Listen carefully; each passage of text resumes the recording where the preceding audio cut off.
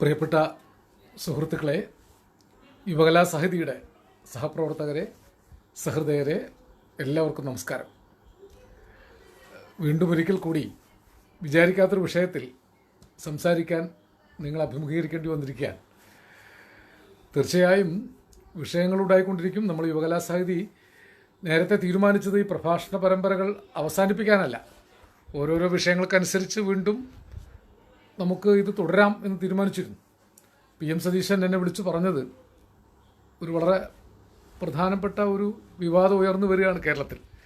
ചെറിയ ഒരു ഇടവേളയ്ക്ക് ശേഷം വർഗീയതയുടെയും ഫാഷിസത്തിൻ്റെയും കോമരങ്ങൾ പരസ്പരം ഗ്വാ വിളിക്കാൻ തുടങ്ങിയിരിക്കുന്നു. അതാകട്ടെ വരാനിരിക്കുന്നൊരു സിനിമയെ ചൊല്ലിയാണ്. സിനിമ പ്രഖ്യാപിക്കപ്പെട്ടിട്ടേ ഉള്ളൂ. സിനിമയുടെ ഷൂട്ടിംഗ് തുടങ്ങിയിട്ടില്ല. സിനിമയുടെ പ്രമേയം ചർച്ച ചെയ്യപ്പെട്ടിട്ടില്ല. സ്ക്രിപ്റ്റോ മറ്റു കാര്യങ്ങളോ ആയിട്ടുണ്ടോ എന്ന് അറിഞ്ഞുകൂടാ. ആഷിഖ് അബുവും പൃഥ്വിരാജും ചേർന്ന് വാര്യംകുന്നത്ത് കുഞ്ഞഹമ്മദ് ഹാജിയുടെ ജീവിതചരിത്രം സിനിമയാക്കുന്നു. അത് പ്രഖ്യാപിക്കപ്പെട്ടതോടുകൂടി ഒരു സുവർണാവസരം വീണ് കിട്ടിയതിൻ്റെ ആവേശത്തിൽ കുറേ പേർ ഗ്വാ വിളിച്ച് രംഗത്തെത്തുന്നു. വർഗീയവാദിയായ, ഹിന്ദുക്കളെ ഉന്മൂലനം ചെയ്ത കലാപകാരിയായ വാര്യംകുന്നത്തിനെക്കുറിച്ച് സിനിമ എടുക്കുന്നതിനെക്കുറിച്ചുള്ള ആക്രോശമായിട്ടാണ് സംഘപരിവാര സംഘടനകളും മറ്റുള്ളവരും രംഗത്തെത്തിയിരിക്കുന്നത്. അതിനെ എതിരെ കൊല വിളിച്ചുകൊണ്ട് മറ്റൊരു സംഘം എത്തിയിട്ടുണ്ട്. യുവകലാ സാഹിതി ഇതിലേതെങ്കിലും ഒരു പക്ഷം പിടിച്ച് സംസാരിക്കാനല്ല ഇങ്ങനെ ഒരു ചെറിയ പ്രഭാഷണം ഇപ്പോൾ നടത്താമെന്ന് വിചാരിച്ചത്. യുവകലാ സാഹിതി ഒരു സാംസ്കാരിക സംഘടന എന്ന നിലയിൽ ഇപ്പോഴത്തെ സാഹചര്യത്തിൽ ഒരു സുവർണാവസരമുള്ള പ്രസ്ഥാനമല്ല. ഇത് സുവർണാവസരമാക്കുന്നവർ ഉണ്ടാക്കാൻ പോകുന്ന അപായകരമായ ഒരു അവസ്ഥയെ തിരിച്ചറിയേണ്ട ഒരു പ്രസ്ഥാനമാണ്. തീർച്ചയായും ചരിത്രത്തിൽ നിന്ന് തലയോട്ടികളും ആയുധങ്ങളും കുഴിച്ചെടുക്കുന്നത് കൊണ്ട് വർത്തമാനകാല സാഹചര്യത്തിൽ യാതൊരു പ്രയോജനവുമില്ല. വിശേഷിച്ചും COVID-19 എന്ന മഹാവ്യാധി, മഹാമാരി ഗ്രസിച്ചിരിക്കുന്ന വർത്തമാനകാല ഇന്ത്യയിൽ, കേരളത്തിലും ഇന്ന് മനുഷ്യൻ അതിജീവനത്തിന് വേണ്ടിയുള്ള വലിയ പ്രയാസങ്ങളിലാണ്. അതിനിടയിൽ ഈ സുവർണാവസരം ആരെ സഹായിക്കുന്നു എന്നൊക്കെ നമുക്കറിയാം. പക്ഷേ ഈ സുവർണാവസരം ഏറ്റെടുത്ത ആളുകൾ ചരിത്രത്തോട് ചെറിയ തോതിലെങ്കിലും നീതി പുലർത്തണം എന്ന് പറയാൻ വേണ്ടി, അല്ലെങ്കിൽ അപേക്ഷിക്കാൻ വേണ്ടിയാണ് ഇങ്ങനെ ഒരു ഇടപെടൽ നടത്തുന്നത്. വാര്യംകുന്നത്ത് കുഞ്ഞഹമ്മദ് ഹാജി കേരളത്തിലെ സ്വാതന്ത്ര്യ സമര സേനാനികളായ മറ്റേത് ചരിത്ര പുരുഷന്മാരെയും പോലെ സ്മരിക്കപ്പെടേണ്ട ആളാണ്. അതിൽ യാതൊരു സംശയവുമില്ല. നമ്മൾ കുഞ്ഞാലി മരക്കാരെക്കുറിച്ച് 2 സിനിമകൾ എടുത്തു. ഒരു സിനിമ കുഞ്ഞാലി മരക്കാർ അറബിക്കടലിൻ്റെ സിംഹം വന്നിട്ടില്ല. പഴശ്ശിരാജയെക്കുറിച്ചും 2 സിനിമകൾ വന്നു. നേരത്തെ കൊട്ടാരക്കര ശ്രീധരൻ നായർ നായകനായി അഭിനയിച്ച ഒരു പഴശ്ശിരാജയുണ്ട്. മമ്മൂട്ടി നായകനായി അഭിനയിച്ച ഹരിഹരനും MT ചേർന്നൊരുക്കിയ പഴശ്ശിരാജയുണ്ട്. കുഞ്ഞാലി മരക്കാരെക്കുറിച്ചും പഴശ്ശിരാജയെക്കുറിച്ചും സിനിമ എടുക്കാമെങ്കിൽ വേലുത്തമ്പി ദളവയെക്കുറിച്ച് സിനിമയുണ്ട്. തീർച്ചയായും വാര്യംകുന്നത്ത് കുഞ്ഞഹമ്മദ് ഹാജിയെക്കുറിച്ച് ഒരു സിനിമ എടുക്കുന്നതിൽ യാതൊരു തെറ്റുമില്ല എന്ന് വിചാരിക്കുന്ന ആവിഷ്കാരത്തിൻ്റെ പക്ഷത്ത് നിൽക്കുന്ന ഒരാളാണ് ഞാൻ. എങ്ങനെയാണ് ആ സിനിമ നിർമ്മിക്കപ്പെടുന്നത്? ആ സിനിമ ചരിത്രവിരുദ്ധമാണോ എന്ന് പരിശോധിക്കേണ്ടത് സിനിമ വന്നതിന് ശേഷമാണ്. വാര്യംകുന്നത്ത് കുഞ്ഞഹമ്മദ് ഹാജിയെക്കുറിച്ച് സിനിമ എടുക്കാൻ ഞങ്ങൾ സമ്മതിക്കുകയില്ല എന്ന് പറയുന്നതിൽ മിനിമം ഭാഷയിൽ പറഞ്ഞാൽ ഒരു ഫാഷിസമുണ്ട്. അതിനെ ഉപരോധിക്കേണ്ടത് ജനാധിപത്യവാദികളാണ്. ആവിഷ്കാര സ്വാതന്ത്ര്യത്തിൻ്റെ മാത്രം പ്രശ്നമല്ല അതിൽ അന്തർഭവിച്ചിട്ടുള്ളത്, ചരിത്രത്തിലുള്ള അജ്ഞാനം കൂടിയാണ്. വാര്യംകുന്നത്ത് കുഞ്ഞഹമ്മദ് ഹാജി എന്ന് കേൾക്കുമ്പോഴേക്കും മലപ്പുറം ജില്ല എന്ന് കേൾക്കുമ്പോൾ ഹാലിളകുന്നത് പോലെ കുറേ ആളുകൾക്ക് ഹാലിളക്കം ഉണ്ടാവുകയാണ്. വാര്യംകുന്നത്ത് കുഞ്ഞഹമ്മദ് ഹാജി വർഗീയവാദിയാണെന്നും ഹിന്ദുക്കളെ ഉന്മൂലനം ചെയ്യാൻ വേണ്ടി ഒരു കലാപം ഉണ്ടാക്കിയ ആളാണെന്നും ആണ് യാതൊരുവിധ ചരിത്രബോധവും ഇല്ലാതെ കുറേ ആളുകൾ വിളിച്ചു പറയുന്നത്. അതിനെ പ്രതിരോധിക്കാൻ ശ്രമിക്കുന്നവരും വാര്യംകുന്നത്തിൻ്റെ പേരിൽ പറയുന്ന വാഗ്വാദങ്ങൾ ചരിത്രപരമായ അടിസ്ഥാനമുള്ളതല്ല. മലബാർ കലാപം എന്ന് ചരിത്രം അറിയുന്നവരും മാപ്പിള കലാപമെന്ന് ബ്രിട്ടീഷുകാരും ബ്രിട്ടീഷ് ഇംപീരിയലിസത്തിൻ്റെ വളർത്തുപുത്രന്മാരായ സവർണ പ്രമാണിമാരും പ്രചരിപ്പിച്ച കലാപം 921 പെട്ടെന്ന് പൊട്ടിമുളച്ചൊരു കലാപമല്ല. അതിൻ്റെ ഒരു ചരിത്ര പശ്ചാത്തലമുണ്ട്. 1832 മുതൽ 1918 വരെ മലബാറിലുണ്ടായ നിരവധി കാർഷിക കലാപങ്ങളുടെ ഒരു തുടർച്ച കൂടിയായിരുന്നു 21 കലാപം. 1832 മുതൽ 1918 വരെ ധാരാളം കാർഷിക കലാപങ്ങൾ ഏറനാട്ടിലുണ്ടായി. അതിന് കാരണം സവർണ ജന്മിമാർ കുടിയാന്മാരോട് കാണിച്ചിരുന്ന കൊടിയ സാമൂഹ്യ അനീതിയുടെ നേർക്കുള്ള പ്രതികരണമായിരുന്നു. 1792 ശ്രീരംഗപട്ടണം ഉടമ്പടിയോടുകൂടി മലബാർ ബ്രിട്ടീഷുകാരുടെ പൂർണ്ണമായ അധീനതയിലേക്ക് വന്നു ചേർന്നു. അന്ന് ബ്രിട്ടീഷുകാർ ചെയ്ത വലിയ ഒരു അധികാര പ്രയോഗം ജന്മിമാരിൽ നിന്ന് ധാരാളമായിട്ട് നികുതി പിഴിഞ്ഞെടുക്കാൻ തുടങ്ങി. അപ്പോൾ ഈ ബ്രിട്ടീഷുകാരുടെ കീഴിൽ മലബാർ വരുന്നതിന് മുമ്പ് കുറച്ചൊക്കെ ഉദാരമായിരുന്ന ജന്മിത്വം കുടിയാന്മാരോട് വളരെ ക്രൂരമായി പെരുമാറാൻ തുടങ്ങി. അതിൻ്റെ ഏറ്റവും ദൂഷ്യഫലങ്ങൾ അനുഭവിച്ചത് ഏറനാട്ടിലെയും ഈ പരിസര പ്രദേശങ്ങളിലെയും മാപ്പിള കുടിയാന്മാരാണ്. ഹിന്ദു കുടിയാന്മാർ ഈ സവർണ ജന്മിമാർ എന്തൊക്കെ തന്നെ ചെയ്താലും അത് നിശബ്ദം സഹിക്കാൻ തയ്യാറായിരുന്നു. ഏതോ നുകക്കീഴിൽ ക്രൂരമായ ഒരു അധികാരവാഴ്ചയുടെ നുകക്കീഴിൽ അങ്ങനെ ഞെരിഞ്ഞു കിടന്ന് ശീലമായി പോയവർ ആയിരുന്നു ഹിന്ദു കുടിയാന്മാർ പലരും. പക്ഷേ മുസ്ലിം കുടിയാന്മാർ നീതിക്ക് വേണ്ടി പോരാടിയവരായിരുന്നു. അവർ അധികാരത്തെ അംഗീകരിക്കാതെ പോരാട്ടത്തിനിറങ്ങി. പലപ്പോഴും അത് സായുധ കലാപങ്ങൾ തന്നെയായിരുന്നു. അങ്ങനെ ബ്രിട്ടീഷുകാർ ആണ് സവർണ ജന്മിമാർക്ക് വേണ്ടി ഹാജരാവുകയും ഈ കലാപകാരികളെ പല ഘട്ടങ്ങളിൽ അടിച്ചൊതുക്കുകയും ചെയ്തു. അങ്ങനെ സ്വന്തം കുടുംബത്തെയും ഉറ്റവരെയും നഷ്ടപ്പെട്ട ഒരു കർഷകൻ കൂടിയായിരുന്നു വാര്യംകുന്നത്ത് കുഞ്ഞഹമ്മദ് ഹാജി. അതിൻ്റെ ഒരു പശ്ചാത്തലമുണ്ട്.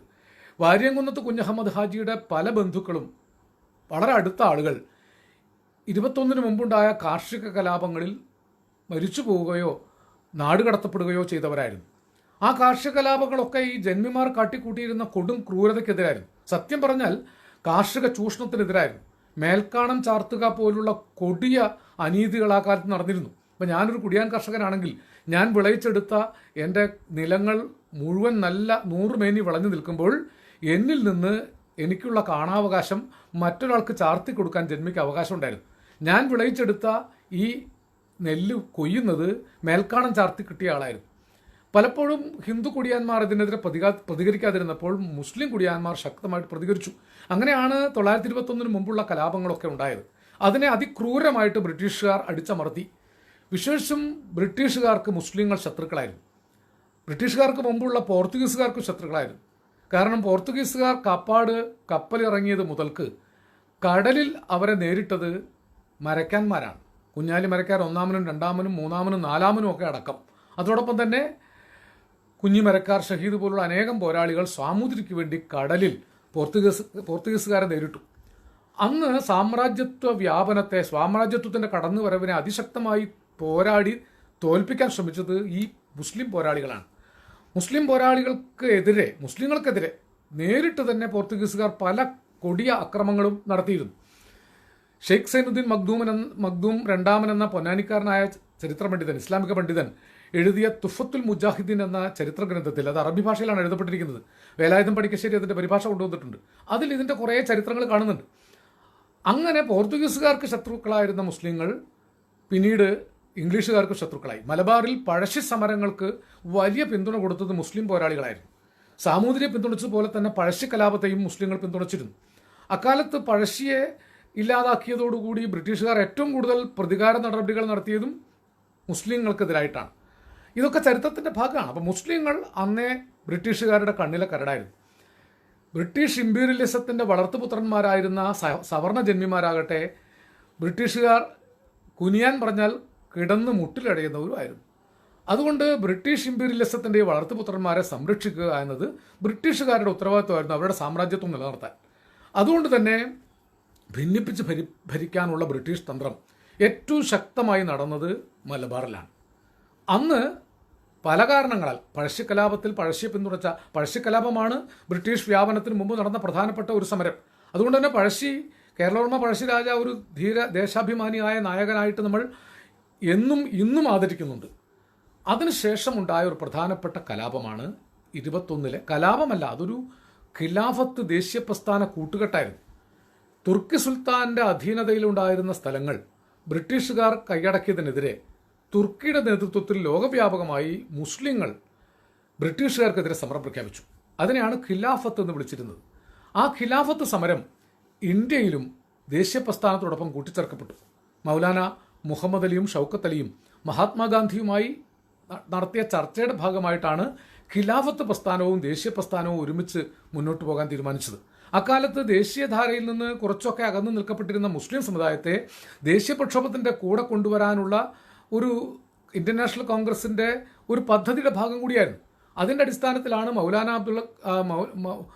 മൗലാന മുഹമ്മദ് അലിയുടെയും ഷൗക്കത്ത് അലിയുടെയും ശിഷ്യനായ മുഹമ്മദ് അബ്രഹാൻ സാഹിബ് അലിഗഡിൽ പഠിച്ചുകൊണ്ടിരിക്കെ പഠനം ഉപേക്ഷിച്ച് കേരളത്തിൽ വരുന്നത്. 1921 മലബാറിലെ ഒറ്റപ്പാലം കോൺഗ്രസ് സമ്മേളനം ദേശീയ പ്രസ്ഥാനത്തിന് ഉണർവുണ്ടാക്കിയ സമ്മേളനമാണ്. ആ സമ്മേളനത്തിലാണ് മുഹമ്മദ് അബ്രഹാൻ സാഹിബ് പങ്കെടുത്തത്.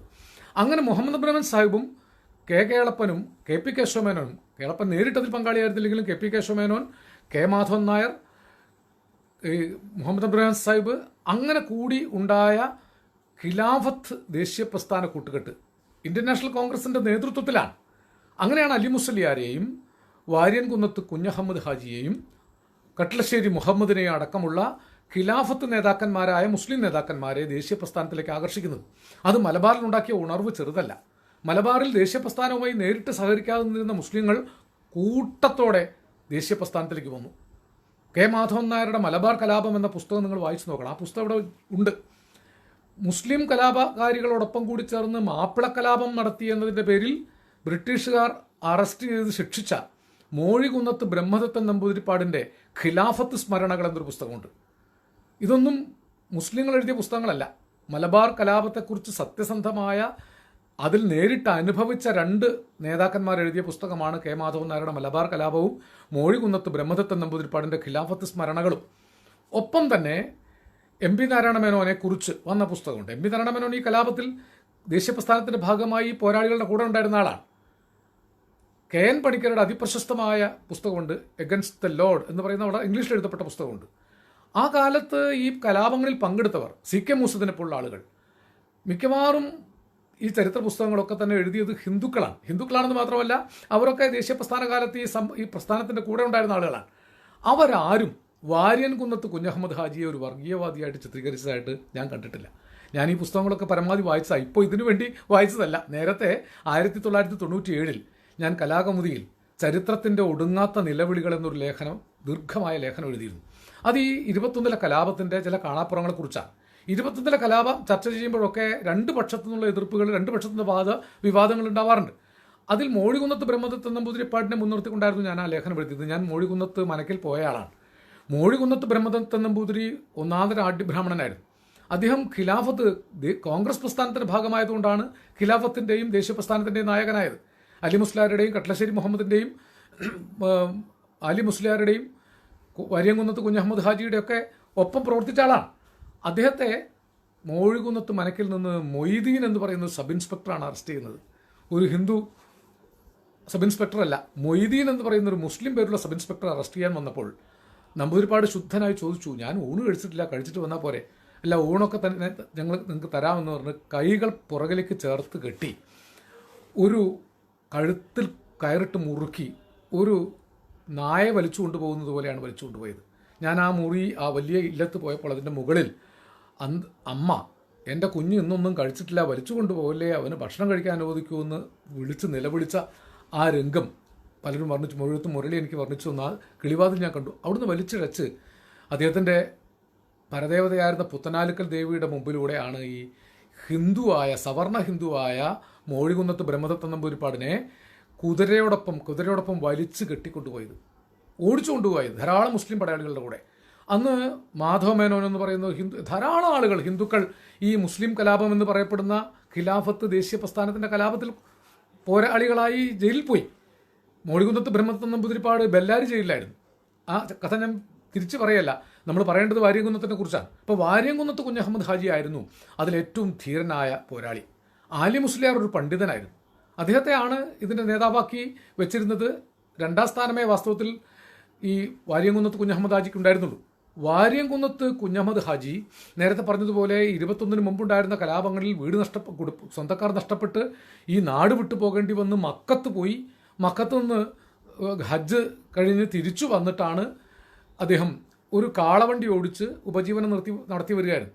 വളരെ മാന്യനും ദയാലുവും നീതിമാനും ഒട്ടും വർഗീയതയില്ലാത്ത ആളുമായിട്ടാണ് K മാധവൻ നായരും മോഴികുന്നത്ത് ബ്രഹ്മദത്തൻ നമ്പൂതിരിയും കൃത്യമായി വാര്യംകുന്നത്ത് കുഞ്ഞഹമ്മദ് ഹാജിയെ വിശേഷിപ്പിച്ചിട്ടുള്ളത്. പക്ഷെ ധീരനായിരുന്നു, കീഴടങ്ങാൻ കൂട്ടാക്കാത്ത ആളായിരുന്നു.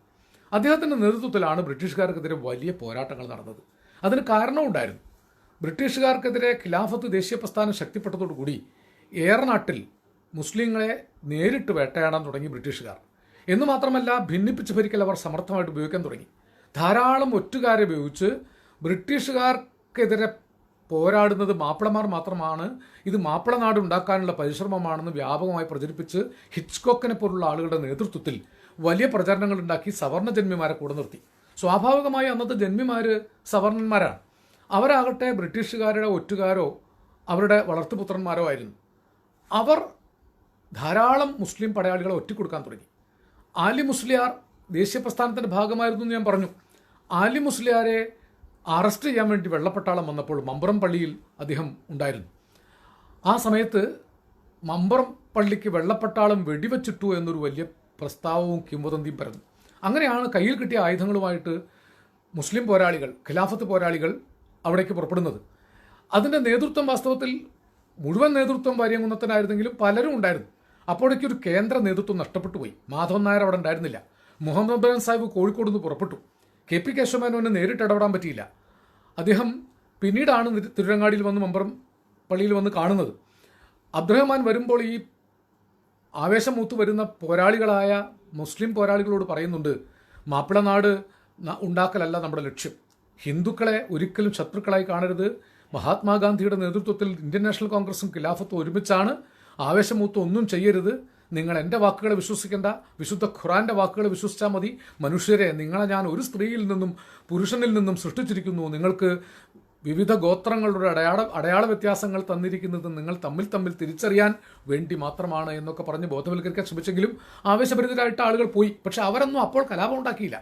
പക്ഷേ KP കേശവമേനോനും സംഘവും മമ്പുറത്ത് തിരുരങ്ങാടി പള്ളിയിൽ വന്ന് അലി മുസ്ലിയാരോട് പറഞ്ഞത് ബ്രിട്ടീഷ് പട്ടാളത്തിന് കീഴടങ്ങണം, അവർ ശിക്ഷിച്ചാലും അഹിംസ വെടിയരുത് എന്നാണ്.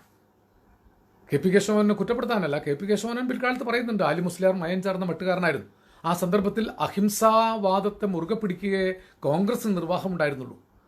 മാധവൻ നായർ ഇത് തന്നെയാണ് വാര്യംകുന്നത്ത് കുഞ്ഞഹമ്മദ് ഹാജിയെ ഉപദേശിക്കുന്നത്.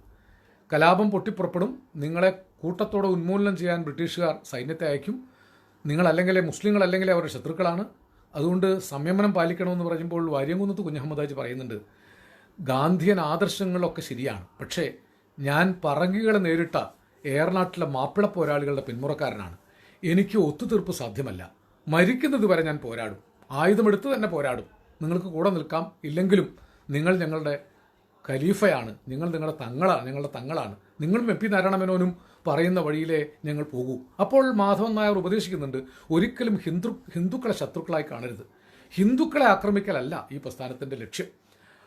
പല ഭാഗത്തും മതപരിവർത്തനങ്ങൾ നടക്കുന്നു ആസൂത്രിതമായി എന്നറിയുന്നു, അതിന് ഒരിക്കലും വളം വെച്ച് കൊടുക്കരുത്. അതിന് വാര്യംകുന്നത്ത് കുഞ്ഞഹമ്മദ് ഹാജി പറയുന്ന കാര്യം, അത് തടയാനാണ് ഞാൻ മഞ്ചേരിയിൽ തന്നെ തമ്പടിച്ചിരിക്കുന്നത്. ഒരിക്കലും മുസ്ലിങ്ങൾ ഹിന്ദുക്കളെ ആക്രമിക്കുകയില്ല, അങ്ങനെ ഞങ്ങളുടെ കൂട്ടത്തിൽ ആരെങ്കിലും ആക്രമിച്ചാൽ അവനെ ആദ്യം ഇല്ലാതാക്കുന്നത് ഞാനായിരിക്കും. അത് സത്യമായിരുന്നു, അക്ഷരം പ്രതി ശരിയായിരുന്നു. നിങ്ങൾക്ക് മാധവൻ നായരുടെയും KN പണിക്കരുടെയും ഈ പറയുന്ന മോഴികുന്നത്ത് ബ്രഹ്മദത്ത നമ്പൂതിരിപ്പാടിൻ്റെയും പിൽക്കാലത്ത് വന്ന മലബാർ കലാപത്തെക്കുറിച്ചുള്ള CK മൂസദിൻ്റെയും ഒക്കെ പുസ്തകങ്ങൾ, നാരായണമേനോനെ കുറിച്ച് എഴുതപ്പെട്ട പുസ്തകത്തിൻ്റെയൊക്കെ ഏത് ചരിത്ര പുസ്തകത്തിൻ്റെ ഉള്ളിലൂടെ പോയാൽ വാര്യംകുന്നത്ത് കുഞ്ഞഹമ്മദ് ഹാജി ഹിന്ദുക്കളെ ആക്രമിക്കാൻ കൂട്ടുനിന്നില്ലെന്ന് മാത്രമല്ല, ഹിന്ദുക്കളെ ഇതിൻ്റെ മറവിൽ ആക്രമിക്കാൻ തുനിഞ്ഞ പലരെയും നേരിടുകയും 35ഓളം തൻ്റെ മുസ്ലിം സഹയാത്രികരെ കൊല്ലുകയും ചെയ്തു. 3 മുസ്ലിങ്ങളെ പരസ്യമായി തൂക്കിക്കൊല്ലുകയാണ്. ഹിന്ദുക്കളെ ആക്രമിച്ചതിനും കൊള്ളയടിച്ചതിനും നിർബന്ധിത മതപരിവർത്തനത്തിന് ശ്രമിച്ചതിനും. മതപരിവർത്തനം ഉണ്ടായില്ല എന്നൊന്നും പറയാൻ പറ്റില്ല, കാരണം ആ കാലത്ത് കുറച്ച് കഴിഞ്ഞപ്പോൾ ഇത് കൈവിട്ടുപോയി. മോഴികുന്നത്ത് ബ്രഹ്മദത്ത നമ്പൂതിരിപ്പാട് പറയുന്നത്, പഞ്ചാബ് ലഹളയോടും ചൗരി ചൗര ലഹളയോടും കാണിച്ച സമീപനം അതിനിടയിൽ സംഭവിച്ച മലബാർ കലാപത്തോട് ഇന്ത്യൻ നാഷണൽ കോൺഗ്രസ് കൈക്കൊണ്ടില്ല എന്നാണ്. മലബാർ കലാപത്തോടൊരു ചിറ്റമ്മ നയം സ്വീകരിക്കുകയാണ് ഇന്ത്യൻ നാഷണൽ കോൺഗ്രസ് ചെയ്തത്. ഇവിടുത്തെ പ്രാദേശിക നേതാക്കന്മാർ പറഞ്ഞു കേട്ടതനുസരിച്ച് ഗാന്ധിജി പോലും ആയുധമെടുത്ത ഒരു മുസ്ലിം കലാപമായിട്ട് മലബാർ കലാപത്തെ തെറ്റായി മനസ്സിലാക്കി. ഗാന്ധിജി നേരിട്ട് വന്നാണ് ഈ വാര്യംകുന്നത്ത് കുഞ്ഞഹമ്മദ് ഹാജിയും അലി മുസ്ലിയാരും മുഹമ്മദ് അബ്ദുൽ സാഹിബും KP കേശവമേനോനും മാധവൻ നായരും MP നാരായണമേനോനും ഒക്കെ അടങ്ങുന്ന ഖിലാഫത്ത് ദേശീയ പ്രസ്ഥാന സഖ്യത്തെ വളരെ ആവേശോജ്വലമായിട്ട് മുസ്ലിം പടയാളികൾ, ഈ മുസ്ലിം പോരാളികൾ ഈ ദേശീയ പ്രസ്ഥാനത്തിൻ്റെ കൂടെ വരുന്നതോടുകൂടി ഒരു പുതിയ ഉണർവുണ്ടായിരിക്കുകയാണ്, നിങ്ങളുടെ കൂടെ ഞാനുണ്ട് എന്ന് അത്ര അഭിമാനപൂർവ്വമാണ് പറയുന്നത്. അത് പറഞ്ഞു പോയ ഗാന്ധിജിയെ കോൺഗ്രസിനുള്ളിൽ തന്നെ അക്കാലത്ത് സവർണ ജന്മിമാർ ധാരാളമുണ്ടായിരുന്നു. കോൺഗ്രസിനുള്ളിലെ തന്നെ പ്രാദേശിക നേതാക്കന്മാർ പലരും പകുതി ഹിന്ദുബോധമുള്ളവരായിരുന്നു. അവരുടെയൊക്കെ തെറ്റായ പ്രചരണങ്ങളും പലപ്പോഴും കെ പി കേശവമേനോനെ പോലൊരു വലിയ നേതാവിന് നേരിട്ട് വന്ന് ഇടപെടാൻ സാധിക്കാതെ പോയതും, മാധവൻ നായരും എം പി നാരായണമേനോനുമാണ് അതിൽ അതിശക്തമായി ഇടപെട്ട ആളുകൾ. എം പി നാരായണമേനോൻ ഒരു കാലത്തും ഈ മാപ്പിളപ്പോരാളികളെ വിട്ടുപോയിട്ടില്ല. അലി മുസ്ലിയാരെ അറസ്റ്റ് ചെയ്തു. അപ്പോഴേക്കും കലാപം മറ്റു ഘട്ടത്തിലേക്ക് എത്തി.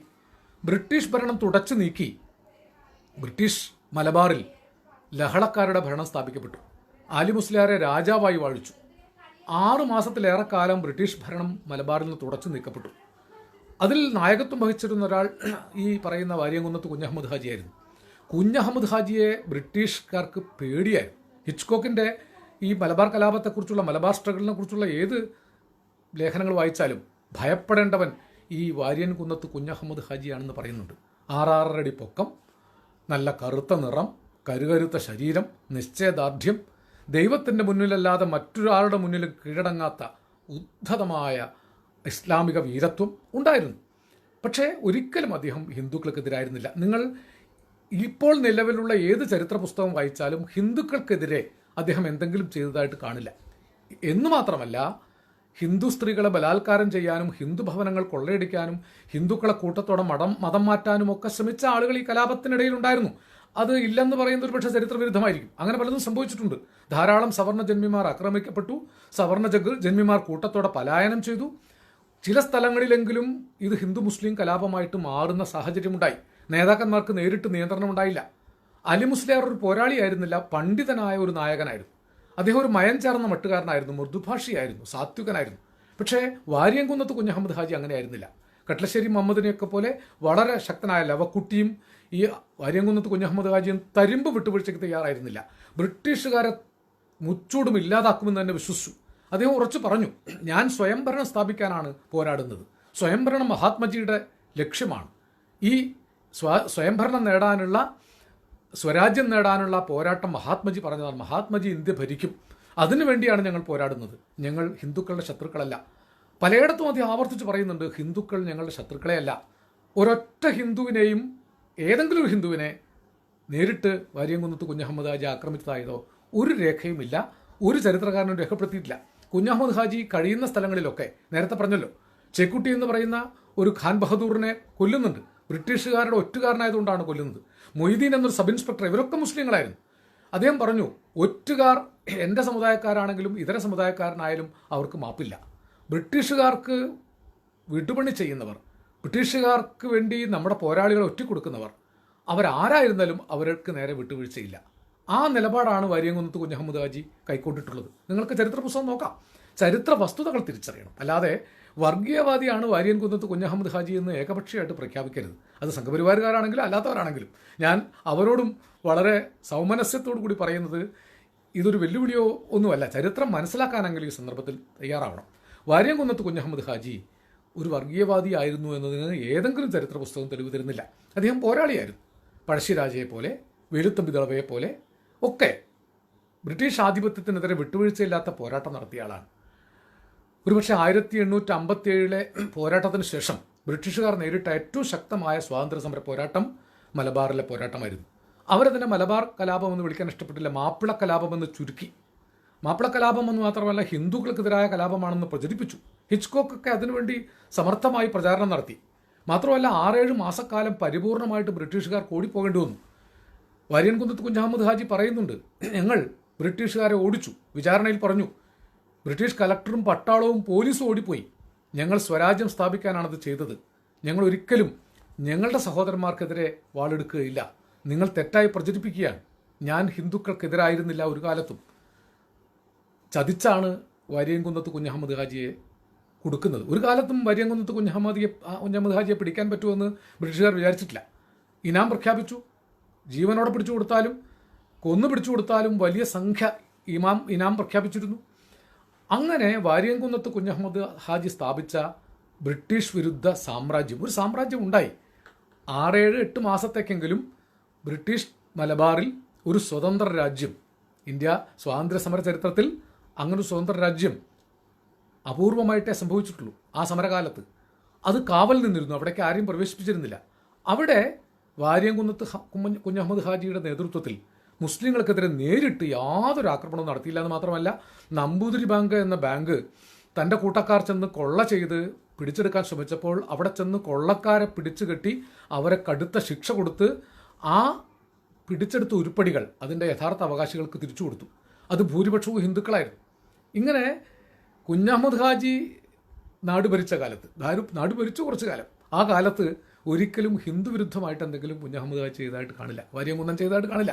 പക്ഷേ എങ്കിലും വാര്യംകുന്നം തന്നെ സമ്മതിക്കുന്നുണ്ട്, ഞങ്ങളുടെ പല രീതിയിലുള്ള ആളുകളും പല തെറ്റുകളും ചെയ്തിട്ടുണ്ട് എന്ന് അദ്ദേഹം തന്നെ പറയുന്നുണ്ട്. അവരെയൊക്കെ കഴിയുന്നത്ര ശിക്ഷിക്കാൻ ഞാൻ ശ്രമിച്ചിട്ടുണ്ടെന്ന് വാര്യംകുന്നത്ത് കുഞ്ഞഹമ്മദ് ഹാജി പറയുന്നുണ്ട്. പക്ഷേ എങ്കിലും ചിലയിടത്തെങ്കിലും അത് കൈവിട്ടു പോയിട്ടുണ്ട്.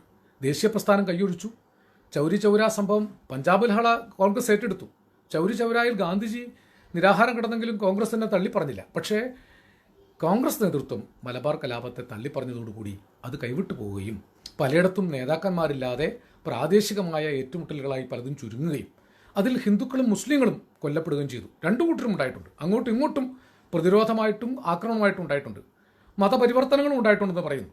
മതപരിവർത്തനം ഉണ്ടായതിൻ്റെ തൊട്ട് പിന്നാലെ ഋഷിറാം എന്ന് പറയുന്ന ഈ പഞ്ചാബിൽ നിന്ന് ഈ മതത്തിലേക്ക് തിരിച്ചാക്കാൻ ശുദ്ധീകരണത്തിന് വന്ന ആളുകൂടെ താമസിച്ചു. അദ്ദേഹം ഋഷിറാം പോലും പറയുന്നത് 1000 ചില്ലാൻ ആളുകളെ മുസ്ലിം മതത്തിലേക്ക് മാറ്റിയെന്നാണ്. പലരും ബ്രിട്ടീഷുകാർ പറയുന്നത് 600 പേരെന്നാണ്, ചിലർ 300 പേരെന്നാണ്. ഏതായാലും കുറേ ഹിന്ദുക്കൾ മതപരിവർത്തനം ചെയ്യപ്പെട്ടു. അവരെ തിരിച്ച് ഋഷിറാമിൻ്റെ നേതൃത്വത്തിൽ ഇന്നിപ്പോൾ ഈ വാര്യംകുന്നനെ വർഗീയവാദിയാക്കുന്ന പക്ഷത്തുനിന്ന് ഋഷിറാമിൻ്റെ നേതൃത്വത്തിൽ വന്ന് തിരിച്ച് ശുദ്ധീകരിച്ചാക്കി. ഇതൊക്കെ അന്നേ നടന്നിട്ടുണ്ട്, ഇതൊന്നും ഇല്ലെന്ന് ഞാൻ പറയുന്നില്ല. പക്ഷേ ഒരു ദേശീയ പോരാളിയുടെ കൂട്ടത്തിൽ തന്നെയാണ് നമുക്ക് വാര്യംകുന്നത്ത് കുഞ്ഞഹമ്മദ് ഹാജിയെ പെടുത്താൻ ചരിത്ര വസ്തുതകളുള്ളൂ. അദ്ദേഹം നേരിട്ട് എന്തെങ്കിലും വർഗീയത പ്രദർശിപ്പിച്ചതായിട്ട് അറിയില്ലെന്ന് മാത്രമല്ല, അദ്ദേഹം 1857 ചെയ്യപ്പെട്ടതുപോലെ ചതിച്ച് അറസ്റ്റ് ചെയ്യപ്പെട്ടു. അദ്ദേഹത്തോട് സന്ധി സംഭാഷണത്തിൽ അദ്ദേഹത്തോട് ബ്രിട്ടീഷ് അധികാരികൾ കത്തയച്ച് ഒരു സന്ധി ആവശ്യപ്പെടുന്നുണ്ട്. നിങ്ങളെ ഞങ്ങൾ വധിക്കുന്നില്ല, നിങ്ങൾക്ക് വേണമെങ്കിൽ നിങ്ങളുടെ മുൻഗാമികൾക്ക് സംഭവിച്ചതുപോലെ നിങ്ങളെ മക്കത്തേക്ക് പോയി, പേർഷ്യയിലോ മക്കത്തോ പോയി ജീവിക്കാൻ ഞങ്ങൾ അനുവാദം തരാം, നിങ്ങളെ ഇവിടെ നാട് കടത്താം, നിങ്ങളെ കൊല്ലുന്നില്ല. അതിന് വാര്യംകുന്നത്ത് കുഞ്ഞഹമ്മദ് ഹാജി ബ്രിട്ടീഷുകാർക്ക് എഴുതി കൊടുത്തൊരു കത്ത് തന്നെയുണ്ട്. മക്കത്ത് പോകുന്നതിൽ എനിക്ക് സന്തോഷമേ ഉള്ളൂ, മക്കം എനിക്ക് പ്രിയപ്പെട്ട സ്ഥലമാണ്. പക്ഷേ ഞാൻ നിങ്ങളുടെ നാടുകടത്തിൽ മക്കത്ത് പോകാൻ ആഗ്രഹിക്കുന്നില്ല. എൻ്റെ പിതാവിൻ്റെ നാട് ഒരിക്കലും മക്കമോ പേർഷ്യയോ അല്ല. എൻ്റെ തന്തയുടെ നാട് ഈ ഏറനാടാണ്. ഞാൻ ഇവിടെ പോരാടി മരിക്കും, സ്വാതന്ത്ര്യത്തിന് വേണ്ടി, വിട്ടുവീഴ്ചക്കില്ല സായിപ്പേ എന്ന് യാതൊരു മടിയും കൂടാതെ പ്രഖ്യാപിച്ച ആളാണ്. അങ്ങനെ ഒരു മാപ്പെഴുതി കൊടുത്തിരുന്നുവെങ്കിൽ വാര്യംകുന്നത്ത് കുഞ്ഞഹമ്മദ് ഹാജിക്ക് വധശിക്ഷ ഒഴിവാക്കാമായിരുന്നു. അദ്ദേഹത്തെ പിടിക്കാൻ പറ്റാത്തൊരവസ്ഥയുണ്ടായിരുന്നു. ഈ ഭരണം നടത്തിയ കാലത്ത് കൃത്യമായ നീതിയോടുകൂടിയാണ് അദ്ദേഹം തൻ്റെ കൂട്ടത്തിൽപ്പെട്ടവരെ തന്നെ അനവധി പേരെ വധിച്ചു എന്ന് പറഞ്ഞു. ആ വധിച്ചതൊക്കെ തന്നെ ഹിന്ദുക്കൾക്കെതിരെ പ്രവർത്തിച്ചു എന്നതിൻ്റെ പേരിലാണ്. ഹിന്ദുക്കളെ മതം മാറ്റിയതിനെതിരായിരുന്നു. ഒരിക്കലും മതപരിവർത്തനം താൻ അംഗീകരിക്കുന്നില്ല എന്ന് മാധവൻ നായരോട് ഉറപ്പിച്ച് പറയുന്നുണ്ട്. മാധവൻ നായരുടെ വീടിന് കാവൽ ഇദ്ദേഹത്തിൻ്റെ പോരാളികളായിരുന്നു. മാധവൻ നായർ തന്നെ പറയുന്നുണ്ട്, MP നാരായണമേനോൻ പറയുന്നുണ്ട്. MP നാരായണമേനോനെ ബ്രിട്ടീഷുകാർ പിടിച്ച് കൊടിയ മർദ്ദനം നടത്തി പിടിച്ചു കൊണ്ടുപോയപ്പോഴാണ് ബ്രിട്ടീഷ് അതിന് ഒറ്റുകൊടുത്ത ബ്രിട്ടീഷ് പക്ഷത്തുണ്ടായിരുന്ന മുസ്ലിങ്ങളെ വധിക്കാൻ വരെ വാര്യംകുന്നത്ത് തയ്യാറായത്. അപ്പം അങ്ങനെ നോക്കുമ്പോൾ ചരിത്രത്തിൽ ഒരിക്കലും വാര്യംകുന്നത്ത് കുഞ്ഞഹമ്മദ് ഹാജി വർഗീയമായി പെരുമാറിയായിട്ട് കാണുന്നില്ല. എന്ന് മാത്രമല്ല, അദ്ദേഹത്തെ സന്ധി സംഭാഷണത്തിനെന്നും പറഞ്ഞ് 3 പേരെ പറഞ്ഞയച്ച് സന്ധി സംഭാഷണം നടന്നുകൊണ്ടിരിക്കെ നമസ്കാര സമയത്ത് താൻ സ്ഥിരം കൊണ്ടുകിടക്കുന്ന തോക്ക് താഴെ വെച്ച് നമസ്കരിക്കാൻ എഴുന്നേറ്റപ്പോഴാണ് ചാടി വീണ ഒറ്റുകാർ പിടിച്ചു കെട്ടി കൊണ്ടുപോയത്. അങ്ങനെ അദ്ദേഹത്തെ പെരുവഴിയിലൂടെ നടത്തിക്കൊണ്ടുപോയി അതിക്രൂരമായി മർദ്ദിച്ചുകൊണ്ട് ബ്രിട്ടീഷ് പട്ടാളക്കാർ അദ്ദേഹത്തിൻ്റെ താടി രോമങ്ങൾ ഓരോന്നായി പിഴുതെറിഞ്ഞുകൊണ്ടാണ് കോട്ടക്കുന്നിലേക്ക് നടത്തിക്കൊണ്ടുവന്നത്. ചുറ്റും നിന്നിരുന്ന ആബാലവൃദ്ധം ജനങ്ങൾ, ഹിന്ദുക്കളും മുസ്ലിങ്ങളും ഉണ്ടായിരുന്നു. നെഞ്ചത്തടിച്ച് കരഞ്ഞുകൊണ്ടാണ് ആ വീരനായകനെ യാത്രയാക്കിയത്. ഇതൊക്കെ നിങ്ങൾക്ക് ചരിത്ര പുസ്തകങ്ങളിൽ വായിക്കാൻ സാധിക്കും. ഇതിനെക്കുറിച്ച് അവസാനം വന്നൊരു പുസ്തകം ഡോക്ടർ KT ജലീലിൻ്റെ മലബാർ കലാപം ഒരു പുനർവായന.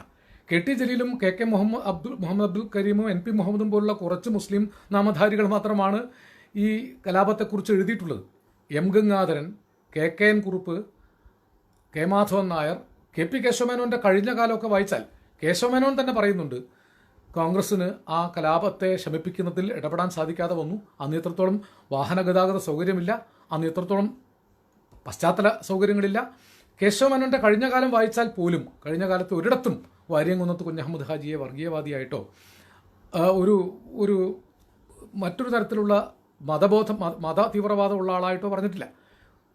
അഹിംസാ സിദ്ധാന്തത്തിൻ്റെ കൂടെ നിന്നില്ല എന്നത് ശരിയാണ്. ഗാന്ധിജി പറഞ്ഞ അഹിംസാ സിദ്ധാന്തത്തിൻ്റെ കൂടെ നിന്നില്ല. വാളെടുത്തു, തോക്കെടുത്തു, ബ്രിട്ടീഷുകാരെ പലരെയും കൊന്നു, പാണ്ടിക്കാട് പോലീസ് സ്റ്റേഷൻ ആക്രമിച്ചു. അന്ന് അതിനൊക്കെ കൂടെ ഉണ്ടായിരുന്നതിൽ വലിയ കൂട്ടം ആളുകൾ ഹിന്ദുക്കൾ തന്നെയായിരുന്നു. ഒരു നമ്പീശനും ഒരു നമ്പൂതിരിയുമാണ് അതിനെല്ലാം ഒത്താശയം ചെയ്തു കൊടുത്തതെന്ന് പറയുന്നുണ്ട്. ബ്രിട്ടീഷ് ഫോഴ്സ് പേടിച്ചു പോയ ഒരു സൈന്യം കുഞ്ഞഹമ്മദ് ഹാജിയുടെ കൂടെ ഉണ്ടായിരുന്നു. ധാരാളം മാപ്പിള പോരാളികൾ ഉണ്ടായിരുന്നു. മാപ്പിള പോരാളികൾ മാത്രമല്ല, അറിവിൽ 500-ലധികം വരുന്ന ഹിന്ദു സേനാനികളും ഉണ്ടായിരുന്നു. അവരൊക്കെ കാക്കി ട്രൗസർ ഇട്ടിട്ടാണ് ദേശാഭിമാനത്തിന് വേണ്ടി പോരാടാൻ ഇറങ്ങിയത്. അതും മനസ്സിലാക്കേണ്ട ഒരു കാര്യമാണ്. വിശേഷിച്ചും ഇന്ന് ഇദ്ദേഹത്തെ വർഗീയവാദിയായി ചിത്രീകരിക്കുന്ന ആളുകൾ ദേശീയതയുടെ അടയാളമായി കാക്കി ട്രൗസർ ഇട്ടിട്ടാണ് ആ സേന പോരാടിയിരുന്നത് എന്നൊക്കെ ചരിത്രത്തിൽ ഇതൊക്കെ രേഖപ്പെടുത്തപ്പെട്ടിട്ടുണ്ട്. ഇതൊന്നും ഞാൻ എൻ്റെ സ്വയംകൃതിയായിട്ട് പറയുന്നില്ല. ഞാൻ ഈ പറയുന്ന പുസ്തകങ്ങൾ KN പണിക്കരുടെ പുസ്തകം, മോഴികുന്നത്ത് ബ്രഹ്മദത്ത നമ്പൂതിരിപ്പാടിൻ്റെ പുസ്തകം, ആ കാലത്ത് ഇതിൻ്റെ കൂടെ ജീവിച്ചിരുന്ന മാധവൻ നായരുടെ പുസ്തകം, MP നാരായണമേനോനെ കുറിച്ച് എഴുതപ്പെട്ട അദ്ദേഹം മാധവമേനോനോ മറ്റോ എഴുതിയ നാരായണമേനോനോ എഴുതിയ പുസ്തകം, CK മൂസത്തിൻ്റെ പുസ്തകം, M ഗംഗാധരൻ്റെ 21 കലാപത്തെക്കുറിച്ചുള്ള പഠനങ്ങൾ, KN കുറുപ്പിൻ്റെ പഠനങ്ങൾ, MGS തന്നെ പല സന്ദർഭങ്ങളിൽ നടത്തിയ പഠനങ്ങൾ, ഇതൊക്കെ ചേർത്ത് വായിച്ചാൽ ഹിച്ച്കോക്കിൻ്റെ പല നിരീക്ഷണങ്ങൾ, അതിലെവിടെയും വാര്യംകുന്നത്ത് കുഞ്ഞഹമ്മദ് ഹാജി വർഗീയവാദിയാണെന്ന് ചിത്രീകരിക്കപ്പെട്ടിട്ടില്ല. ആ കാലത്ത് വർഗീയമായ പ്രവർത്തനങ്ങൾ ഉണ്ടായിട്ടുണ്ടാവും, ഇല്ലയെന്ന് ഞാൻ പറയുന്നില്ല. ഒരിക്കലും അതൊരു ശുദ്ധമായ സ്വാതന്ത്ര്യ സമരമായിരുന്നില്ല. സ്വാതന്ത്ര്യ സമരമായിട്ട് തുടങ്ങിയെങ്കിലും അത് കൈവിട്ടുപോയി. നേതാക്കന്മാരുടെ പിടിപ്പുകേട് കൊണ്ട് പലയിടത്തും ഹിന്ദു മുസ്ലിം കലാപങ്ങളുണ്ടായി, രണ്ടു പക്ഷത്തും ആളുകൾ മരിച്ചു. പക്ഷേ ഏറ്റവും കൂടുതൽ പീഡനം അനുഭവിച്ചത് മലബാറിലെ ഏറനാട്ടിലെ മുസ്ലിങ്ങളാണ്. Malabar war knives act, Mappila outrages act എന്നീ 2 കരിനിയമങ്ങൾ സ്വാതന്ത്ര്യം കിട്ടിയതിന് ശേഷം EMS നമ്പൂതിരിപ്പാടിൻ്റെ നേതൃത്വത്തിൽ 1957 കമ്മ്യൂണിസ്റ്റ് മന്ത്രിസഭ വന്നതിന് ശേഷമാണ് ഈ കരിനിയമങ്ങൾ പിൻവലിച്ചത്. അതുവരെ മാപ്പിളയുടെ വീട്ടിൽ ഒരു കറിക്കത്തി കണ്ടാലും വിചാരണ കൂടാതെ, ഇപ്പോൾ UAPA ഒക്കെ പറയുന്നത് പോലെ വിചാരണ കൂടാതെ അറസ്റ്റ് ചെയ്ത് വെടിവെച്ച് കൊല്ലാൻ അധികാരം നൽകുന്ന നിയമങ്ങൾ. MSP എന്ന് പറയുന്ന ഒരു വലിയ പട്ടാള അർദ്ധസൈനിക ബറ്റാലിയൻ മലബാറിൽ കൊണ്ടുവരുന്നത് മുസ്ലിങ്ങളെ അടിച്ചൊതുക്കുന്നതിന് വേണ്ടിയിട്ടാണ്. എത്രയോ പേർ, വാഗൺ ട്രാജഡി എന്ന് പറയുന്ന അതിക്രൂരമായ ഒരു ട്രാജഡി ആ സ്വാതന്ത്ര്യ സമരത്തിലാണ് ഉണ്ടായത്. 100-100ഓളം മുസ്ലിം പോരാളികളെ തിരൂരിൽ നിന്ന് ഒരു അടച്ചുപൂട്ടിയ വാഗണിൽ കുത്തി നിറച്ച് കോയമ്പത്തൂരിലേക്ക് കൊണ്ടുപോകുന്ന വഴി പാതി വഴിയിൽ വെച്ച് ശ്വാസം മുട്ടി മരിച്ചു. പൊള്ളാച്ചി വെച്ച് തുറന്നപ്പോൾ പരസ്പരം കടിച്ചു കീറി മരിച്ച, അവനവൻ്റെ മലമൂത്രങ്ങളിൽ മരിച്ചു കിടക്കുന്ന പോരാളികളെയാണ് കണ്ടത്. ഇത്രയും ക്രൂരമായ പീഡനത്തിനിടയാക്കിയ സ്വാതന്ത്ര്യ സമര സേനാനികൾ, ഒരു പക്ഷേ ജാലിയൻ വാലാബാഗിലൊക്കെ ഉണ്ടായതുപോലൊരു ക്രൂര പീഡനമാണ് നടന്നത്. അലി മുസ്ലാരെയും 12 പേരെയും കോയമ്പത്തൂർ ജയിലിൽ വെച്ച് നിഷ്ഠുരമായി തൂക്കിക്കൊന്നു. ആ ശരീരം പോലും ബന്ധുക്കൾക്ക് വിട്ടുകൊടുത്തില്ല. എന്നിട്ടൊരു മുസ്ലിം സംഘടനയാണ് അത് ഏറ്റെടുത്തത്. അലി മുസ്ലിയാർ വളരെ സാത്വികനായ ഒരാളായിരുന്നു, മക്കത്ത് പോയി പഠിച്ച ഒരാളായിരുന്നു. ദേശീയ പ്രസ്ഥാനവും ഖിലാഫത്തും കൂട്ടിച്ചേർക്കപ്പെട്ടപ്പോൾ നല്ല ഉദ്ദേശത്തോടു കൂടിയാണ് അവർ ദേശീയ പ്രസ്ഥാനത്തിൻ്റെ കൂടെ വന്നത്. തീർച്ചയായും അക്കാലത്ത് അക്രമസംഭവങ്ങൾ ഉണ്ടായില്ല എന്ന് പറയാൻ ഞാനും ആളല്ല. കാരണം നമുക്കറിയാം, മോഴികുന്നത്തും ബ്രഹ്മദത്ത നമ്പൂതിരിപ്പാടും പറയുന്നുണ്ട്, നേതാക്കന്മാരുടെ കൈവിട്ടു പോയ ആളുകൾ പലതും ചെയ്തു. അത് അങ്ങോട്ടും ഇങ്ങോട്ടും ചെയ്തു. ബ്രിട്ടീഷുകാർ അത് കൃത്യമായി മുതലെടുത്തു. ഡിവൈഡ് ആൻഡ് റൂൾ അവർ കൃത്യമായി നടപ്പാക്കി. അതിനു മുമ്പ് മലബാറിൽ ഹിന്ദുക്കളും മുസ്ലിങ്ങളും തമ്മിൽ ജീവിച്ചിരുന്ന അസാധാരണമായ മൈത്രി 21 കലാപത്തിന് ശേഷം കുറേ കാലത്തേക്കെങ്കിലും ഇല്ലാതാക്കാൻ ബ്രിട്ടീഷുകാർക്ക് സാധിച്ചു. 30-ൽ ഉപ്പ് സത്യാഗ്രഹം ആരംഭിച്ചപ്പോൾ മുസ്ലിങ്ങൾ പലതും ദേശീയ പ്രസ്ഥാനത്ത് വിട്ടുനിന്നു. KP കേശവമേനോൻ തന്നെ പറയുന്നുണ്ട്, 21 കലാപത്തിന് ശേഷം ദീർഘകാലം കോൺഗ്രസിന് മുസ്ലിങ്ങളുടെ വിശ്വാസം ആർജിക്കാൻ പറ്റാതെയായി. മുസ്ലിങ്ങൾ നിർണായക ഘട്ടത്തിൽ അവരെ ചതിച്ചു എന്നൊരു തോന്നൽ മുസ്ലിങ്ങൾക്കുണ്ടായി. വാര്യംകുന്നത്ത് കുഞ്ഞഹമ്മദ് ഹാജിയെ ഞാൻ പറഞ്ഞല്ലോ പിടിച്ച് കൊണ്ടുവന്ന് കോട്ടക്കുന്നത്തെ ചെരുവിൽ വെച്ചാണ് അദ്ദേഹത്തെ വെടിവെച്ച് കൊന്നത്. നേരത്തെ പറഞ്ഞു, നാട് കടത്താൻ ഒരു അനുവാദം കൊടുത്ത് മാപ്പെഴുതി കൊടുത്തിരുന്നെങ്കിൽ അദ്ദേഹത്തിന് ജീവൻ രക്ഷിക്കാമായിരുന്നു. അദ്ദേഹം പറഞ്ഞു, ഞാൻ മാപ്പ് പറയാൻ ആഗ്രഹിക്കുന്നില്ല, നിങ്ങൾ എന്നെ കണ്ണുകെട്ടി പിന്നിൽ നിന്ന് വെടിവെച്ച് കൊല്ലരുത്. അങ്ങനെയാണ് കേട്ടിട്ടുള്ളത്. നിങ്ങൾ പലപ്പോഴും ശത്രുക്കളെ കണ്ണുകെട്ടി പിന്നിൽ നിന്ന് വെടിവെച്ച് കൊല്ലുകയാണ്. എന്നെ നിങ്ങൾ കണ്ണുകെട്ടാതെ നേരെ മുമ്പിൽ നിന്ന് വെടിവെച്ച് കൊല്ലണം. ഈ രാജ്യത്തിന് വേണ്ടി ഞാൻ ഈ മണ്ണിൽ കമിഴ്ന്ന് വീണ് മരിക്കും. ഇതൊക്കെ യാഥാർത്ഥ്യമായി നടന്ന സംഭവങ്ങളാണ്. അതുപ്രകാരം ബ്രിട്ടീഷുകാർ ഒരു മാന്യത കാണിച്ചു. കണ്ണുകെട്ടി പിന്നിൽ നിന്ന് വെടിവെക്കുകയല്ല ചെയ്തത്. കണ്ണ് തുറന്നിരിക്കുമ്പോൾ മുന്നിൽ നിന്ന് വെടിവെച്ചു.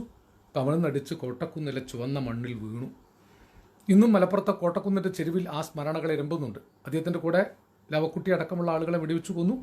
അവരുടെ ശവശരീരം പെട്രോൾ ഒഴിച്ച് കത്തിച്ച് ആ അവശിഷ്ടങ്ങൾ പോലും ഇവിടുന്ന് ബ്രിട്ടീഷുകാർ കൊണ്ടുപോയി. അത്രമേൽ അവർ വാര്യംകുന്നത്ത് കുഞ്ഞഹമ്മദ് ഹാജിയെ ഭയപ്പെടുകയും വെറുക്കുകയും ചെയ്തിരുന്നു. കാരണം ധീര ദേശാഭിമാനിയായതുകൊണ്ടാണ്. കുഞ്ഞാലിമരക്കാരുടെ തല വെട്ടി കുന്തത്തുമേൽ കുത്തിക്കോർത്തതുപോലെ ദേശാഭിമാനത്തിൻ്റെ ചരിത്രത്തിൽ നമുക്ക് അഭിമാനപൂർവ്വം പറയാവുന്ന ഒരു സ്വാതന്ത്ര്യ സമര സേനാനി തന്നെയായിരുന്നു വാര്യംകുന്നത്ത് കുഞ്ഞഹമ്മദ് ഹാജി. ഈ സിനിമ എങ്ങനെയാണ് എടുക്കാൻ പോകുന്നതെന്ന് എനിക്കറിഞ്ഞുകൂടാ. എങ്ങനെ എടുത്താലും ചരിത്ര വസ്തുതകൾ മനസ്സിലാക്കാതെ കാള പറ്റൂ എന്ന് കേൾക്കുമ്പോഴേക്കും കയറെടുക്കുന്ന ആളുകൾക്ക് ഒരുപക്ഷെ ചരിത്രബോധം ഇല്ലെന്ന് ഞാൻ പറയുകയില്ല. ചരിത്രബോധത്തെ ഒരു സുവർണാവസരമാക്കി മാറ്റാൻ അവർ ഉപയോഗിക്കുന്നുണ്ടാവും. ഒരുപക്ഷെ ഇന്ത്യയിലെ ഇപ്പോഴത്തെ സാഹചര്യത്തിൽ ഇങ്ങനൊരു സുവർണാവസരം രാഷ്ട്രീയമായി പലർക്കും ആവശ്യമുണ്ടാവും. അതിനൊന്നും ഞാനിപ്പോൾ ഈ സന്ദർഭത്തിൽ അതിനെയൊന്നും രാഷ്ട്രീയമായി തന്നെ കാണുന്നില്ല. പക്ഷെ ഒരു കാര്യം ഉറപ്പാണ്, കേരളത്തിലെ കമ്മ്യൂണിസ്റ്റ് ഭരണകൂടമാണ് ഒരുപക്ഷെ ഈ മുസ്ലിം പീഡനങ്ങളെ, മുസ്ലിങ്ങൾ ആ കാലത്ത് അതിതീവ്രവാദം കൈക്കൊണ്ടു. ബ്രിട്ടീഷുകാരോടുള്ള വിരോധം കൊണ്ട് ഇംഗ്ലീഷ് ഭാഷ പഠിക്കില്ലെന്ന് തീരുമാനിച്ചു. ആധുനിക വിദ്യാഭ്യാസം വേണ്ടെന്ന് തീരുമാനിച്ചു. അങ്ങനെ ഈ മലബാർ വാർനൈഫ്സ് ആക്റ്റും മാപ്പിള ഔട്ട്റേജസ് ആക്റ്റും MSPയും ഒക്കെ അടക്കമുള്ള അതിക്രൂരമായ പീഡനങ്ങളെ തുടർന്ന് ആ കാലത്തൊക്കെ മുസ്ലിം സ്ത്രീകൾ അനുഭവിച്ച യാതനകൾക്ക് കയ്യും കണക്കുമില്ല. സകല പുരുഷന്മാരെയും ബ്രിട്ടീഷ് പട്ടാളം പിടിച്ചുകൊണ്ടുപോയി. 21-22 കാലത്തൊക്കെ പുരുഷന്മാരില്ലാത്ത വീടുകളിൽ സ്ത്രീകൾ, നിരാലംബരായ സ്ത്രീകളും കുട്ടികളും വിശന്ന് പൊരിഞ്ഞപ്പോൾ കോട്ടക്കൽ PS വാര്യരാണ് മുസ്ലിം വീടുകളിൽ അന്ന് കഞ്ഞിപാർച്ച നടത്തിയത്. മലബാറിലെ ദേശാഭിമാനികളുടെ അല്ലെങ്കിൽ മതേതരവാദികളുടെ ചരിത്രത്തിൽ PS വാര്യർക്കുള്ള സ്ഥാനം അതാണ്. ഞാൻ പറഞ്ഞു വന്നത്, മലബാറിൻ്റെ സവിശേഷ ചരിത്രം വേണ്ട രീതിയിൽ എഴുതപ്പെട്ടിട്ടില്ല. വാര്യംകുന്നത്ത് കുഞ്ഞഹമ്മദ് ഹാജി കേരളവർമ്മ പഴശ്ശിരാജ പഠിക്കപ്പെട്ടതുപോലെ പോലും പഠിക്കപ്പെട്ടിട്ടില്ല. ബ്രിട്ടീഷുകാർ അധികാരം ഉറപ്പിക്കുന്നതിന് മുമ്പാണ് പഴശ്ശിരാജയുടെ സമരം, ആദിവാസികൾ കൂട്ടുപിടിച്ചുകൊണ്ട്. അന്നും ബ്രിട്ടീഷുകാർക്കെതിരെയുള്ള പോരാട്ടത്തിൽ മുസ്ലിങ്ങളുണ്ടായിരുന്നു. പോർത്തുഗീസുകാർക്കെതിരായിട്ടുള്ള പോരാട്ടത്തിൽ എങ്ങനെയാണോ മരക്കാന്മാർ പങ്കെടുത്തത്, അതേ താല്പര്യം അവർ സാമ്രാജ്യത്വ വിരുദ്ധ പോരാട്ടങ്ങളിലൊക്കെ പങ്കെടുത്ത് മലബാറിലുള്ളവർ തെളിയിച്ചിട്ടുണ്ട്. മലബാറിലെ 21 കലാപവും മുമ്പുള്ള കലാപങ്ങളും സാമ്രാജ്യത്വ വിരുദ്ധ കലാപങ്ങളായിരുന്നു, ജന്മിത്ത വിരുദ്ധ പോരാട്ടങ്ങളുമായിരുന്നു. അത് മനസ്സിലാക്കാൻ കുറച്ചെങ്കിലും ചരിത്രബോധം കാണിച്ചത് കമ്മ്യൂണിസ്റ്റുകാരാണ്. EMS ആ കാര്യം വിശകലനം ചെയ്ത് വിലയിരുത്തിയിട്ടുണ്ട്. ആ കാലത്ത് നടന്ന പല വിശകലനങ്ങളും, കമ്മ്യൂണിസ്റ്റ് വിശകലനങ്ങളും മലബാർ കലാപത്തെ ഒരു മുസ്ലിം ലഹളയായോ ഹിന്ദു മുസ്ലിം കലാപമായോ ആയിട്ടല്ല കാണേണ്ടത്. ഒരുപക്ഷെ കമ്മ്യൂണിസ്റ്റ് പ്രത്യയശാസ്ത്രം ശക്തിപ്പെടുന്നതിന് മുമ്പ് കീഴാള ജനതയുടെ അധ്വാനിക്കുന്ന ദരിദ്ര ജനതയുടെ വിമോചനത്തിന് വേണ്ടി നടന്ന ഒരു പോരാട്ടമാണ്. അതിന് മാത്രം ഒരുപക്ഷെ അവരെ സഹായിച്ചിട്ടുണ്ടാവും. ഇസ്ലാമിൻ്റെ ഒരു സഹജമായ സ്വഭാവം അനുസരിച്ച് ഭൂമിയിലൊരു അധികാരത്തെ അംഗീകരിക്കേണ്ടതില്ല എന്നുള്ള ഒരു വലിയ ധീരമായ ഇസ്ലാമിക കാഴ്ചപ്പാട് അവരെ സഹായിച്ചിട്ടുണ്ടാവും. മതപണ്ഡിതന്മാരായിരുന്ന പലരും ആ സമരത്തിൽ പങ്കെടുത്തിരുന്നു. എന്നതൊഴിച്ചാൽ അതൊരു ഹിന്ദു വിരുദ്ധ കലാപമായിട്ടല്ല പുറപ്പെട്ടത് എന്നെങ്കിലും മനസ്സിലാക്കാനുള്ള വിവേകം ചരിത്രബോധമുള്ള ആളുകൾ കൈക്കൊള്ളണമെന്നാണ് എനിക്ക് തോന്നുന്നത്. ഞാൻ എൻ്റെ വാക്കുകൾ കേട്ടൊന്നും ചെയ്യേണ്ടതില്ല. നിങ്ങൾക്ക് ഈ പുസ്തകങ്ങളൊക്കെ വായിക്കാം, ഇപ്പോഴും ലഭ്യമാണ്. KN പണിക്കരുടെ പ്രശസ്തമായ പുസ്തകമുണ്ട്. വേണ്ട, നിങ്ങൾക്ക് ഹിച്ച്കോക്കിൻ്റെ പുസ്തകങ്ങളിൽ പോലും ഇത് മറ്റൊരു രീതിയിൽ കാണാൻ പറ്റും. കനോലിയെ വധിക്കുന്നുണ്ട് ഒരാളി 21 മുമ്പാണ്. അതും ബ്രിട്ടീഷുകാർക്ക് മാപ്പിളമാരോടുള്ള വിരോധത്തിന് കാരണമായിട്ടുണ്ട്.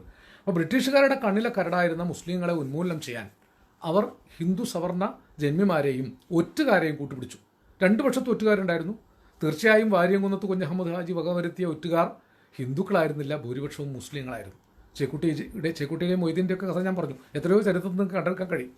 അങ്ങനെ കോട്ടക്കുന്നിൽ പിടഞ്ഞു വീണ ഒരു സ്വാതന്ത്ര്യ സമര സേനാനിയെ ചരിത്രം പരിശോധിക്കാതെ ഏകപക്ഷീയമായി ഒരു വർഗീയവാദി എന്ന് ചിത്രീകരിക്കുന്നത് ശരിയായ ചരിത്രബോധമല്ല എന്നെങ്കിലും പറയാൻ യുവകലാസാഹിതിക്ക് ഒരു ചരിത്രപരമായ ഉത്തരവാദിത്വമുണ്ട്. യുവകലാസാഹിതി ഞാൻ ഇതിന് രണ്ടു പക്ഷത്ത് നിൽക്കുന്നില്ല. വാര്യംകുന്നത്ത് കുഞ്ഞഹമ്മദ് ഹാജിക്ക് എതിരെ പറയുന്നവരെയും വാര്യംകുന്നത്ത് കുഞ്ഞഹമ്മദ് ഹാജിയെ വെച്ചുകൊണ്ട് വർഗീയത പറയുന്നവരെയും ന്യായീകരിക്കാനല്ല. ചരിത്രത്തിൽ നിന്ന് ഇനിയും നമ്മൾ സ്വീകരിക്കേണ്ടത് മാനവികതയാണ്.